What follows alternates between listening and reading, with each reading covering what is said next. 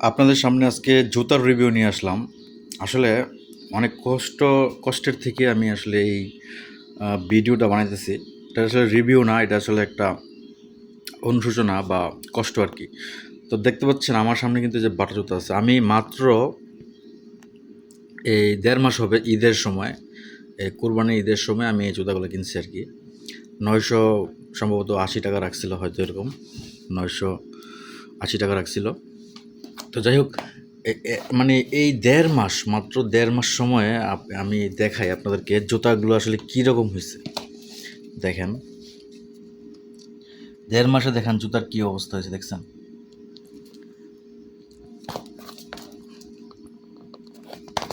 আমি জুতা পরলে পরে আমি দেখাতে পারবো আপনাদেরকে। দেখেন এই পাশটা দিয়া একেবারে ছিঁড়ে গেছে। আমি জুতা পরি তাহলে বুঝতে পারবেন। দেখেন কি অবস্থা,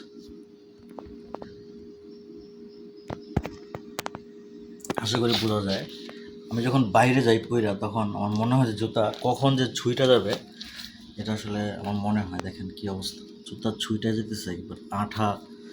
আঠার যে অবস্থা, একেবারে খারাপ অবস্থা। দেখেন কি অবস্থা হয়েছে। এই পাশটাতে দেখেন, আমি যে দৌড়াই তা না, আমি কিন্তু জুতার অনেক যত্ন করি।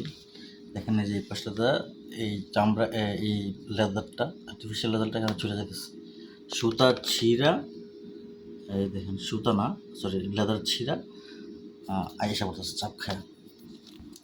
তো আসলে মানে বাংলাদেশের কোম্পানি বাটা হয়তো অন্যান্য দামি জুতা যেগুলো আছে ২,০০০ ২,৫০০ টাকার উপরে, ওগুলো খুব ভালো হইতে পারে। কিন্তু দেখেন আমরা যে ৯৮০ টাকা দিয়ে এই জুতাগুলো কিনলাম, তো আসলে এটার বেনিফিটটা কি? ৯৮০ কি কোনো টাকা না? বেশি দিন না, সর্বোচ্চ আর এটা যদি আঠাও লাগাই, বেশি দিন পরতে পারবো না, কারণ এটার ভিতর থেকে ছুটে যেতেছে। তো আপনাদের কাছে প্রশ্ন, আসলে এই আর কি অবস্থা বাংলাদেশের কোম্পানি বাটা।